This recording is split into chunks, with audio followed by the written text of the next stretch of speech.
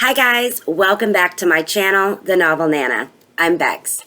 As you can see today, I am sharing my opening lines with you, my viewers, of some of my older stories. I have written probably about 100 manuscripts or so.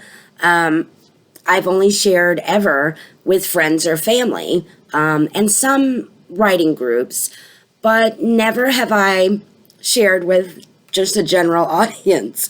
Anywho, so today I'm going to be reading for you some of my personal opening lines from my books.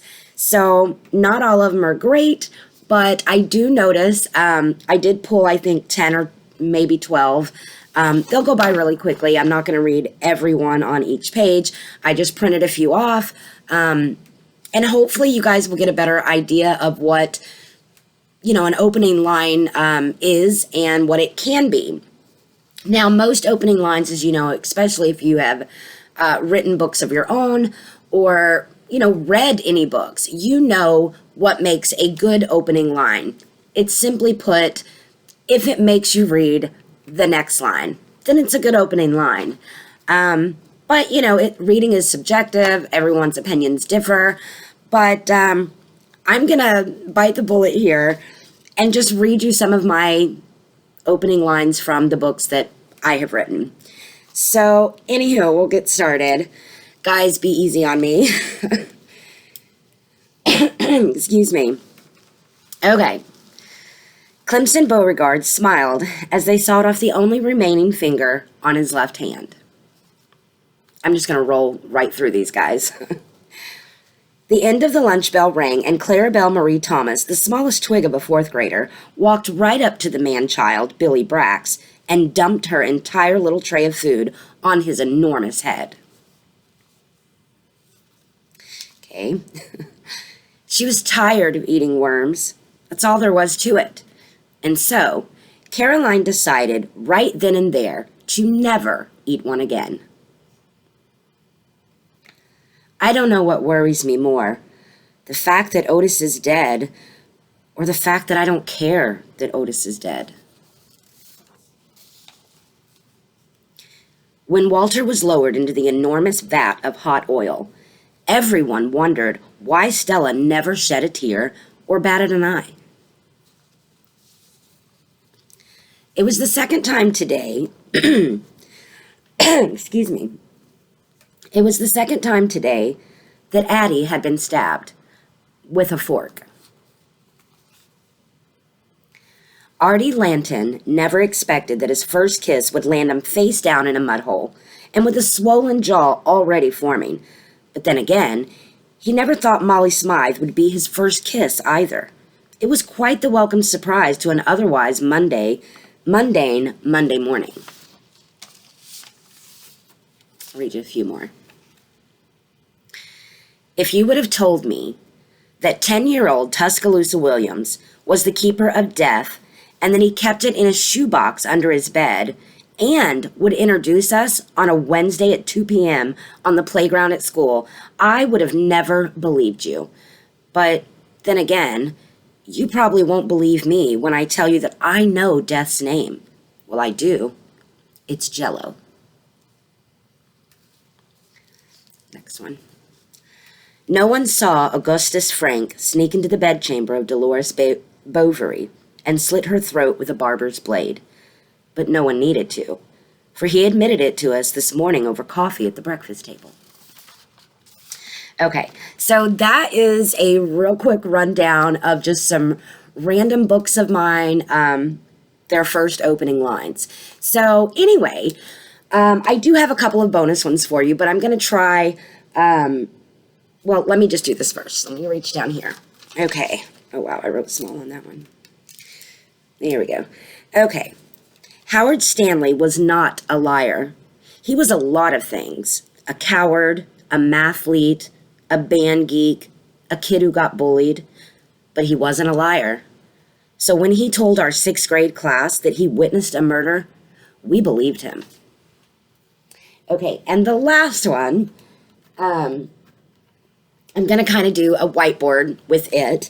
So This one is from the Papa's Plaything series that I was actually revising and rewriting for my November 2019 NaNoWriMo. So let me just see if I can get this one to hook on.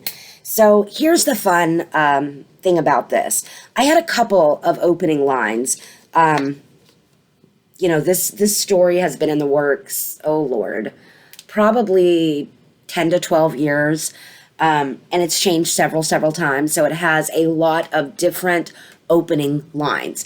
But I wanted to share with you two of them, simply because one, it's still, was an okay opening line, but it really just, well, you'll see what I mean. Okay. So this is the first one. In the summer of 1978, I had only 3 goals, and now, at the end of summer, I only have 1 left. So, yes, it is an opening line that poses a question because, you want to know what the goals might be. So, but it's kind of boring, kind of blah.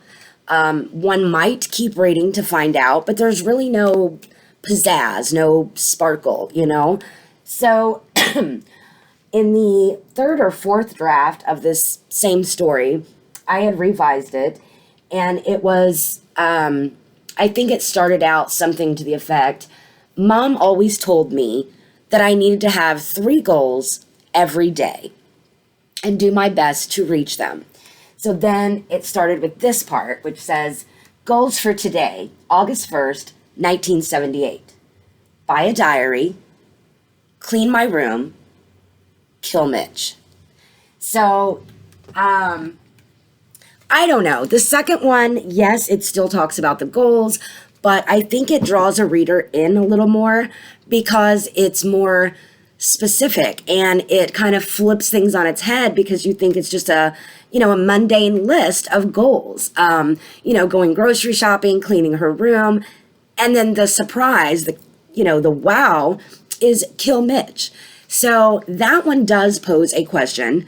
Why does she want to kill this guy? And who is he? So anyway, I have got a ton more of opening lines, but I don't want to bore you with them. So I just had grabbed a few random ones to share with you. A lot of you had wondered, what other things have I written? Because I have not been published as of yet. Hopefully soon, someday, that will change. I'm just now getting the courage to, go back and rewrite and revise all of these old manuscripts. And I've noticed now that when I do, pull one of them out, it sparks another idea. And then I get off on this whole, squirrel kind of thing. But it's okay because the creative juices are still flowing. I'm still getting new ideas, and I am continuously working. I usually have 2 to 3 projects going at any one time. And I will work on one for a little while. And if I can't, if I get to a part where I'm stuck or I just, am burnt out from that story, I'll go back and either get one of my old works in progress and try to rework it or revise it, or even just pull a few scenes and reword them. This keeps everything really fresh for me, so I don't get bored or stagnant in my writing. I'm not always working on new stories, but as of right now, I do have 4 projects in the works, 3 of which I am actively pursuing, actively scheduling time to write on. And one of them is a mini-series, and it's going to be in the fantasy genre. I had asked, I think in my last video or maybe a couple videos back, I had asked for you guys' help with the fantasy genre because I have not written in that genre before, and I haven't really read a lot of fantasy. So anyway, I'm trying my hand at it now, and I think it's going pretty well. I'm still getting stuck on a few things, but thanks to the Authortube community and some of my friends who have kind of been giving me some input and insight and really giving me a good introduction to what fantasy entails. And I had no idea there are so many, levels or branches. I'm not sure what you'd call it, but there's a lot of different types of fantasy. So I'm still learning, but I'm hoping that, maybe soon I can share with you a couple of my opening lines for the miniseries. And I may do a poll or something and let you guys pick which opening line I should use. Anyway, guys, that's all I have for you today. I really hope that you enjoyed this video, as embarrassing as it was for me to share these old opening lines of my manuscripts with you. Try not to be too hard on me. But, tell me which one you liked best. Which one intrigued you? I really do want to know. So leave me a comment. Let me know what you think of the opening lines that I shared with you. Do you feel like they posed a question, or if they were intriguing to you, would you want to, if this was a book that you had picked up and read any of those opening lines, would you still be interested to keep reading? And if you give me enough comments, if I get enough comments on one particular opening line that I shared with you, maybe that will be my next project to work on. So anyway, guys, that's all I have.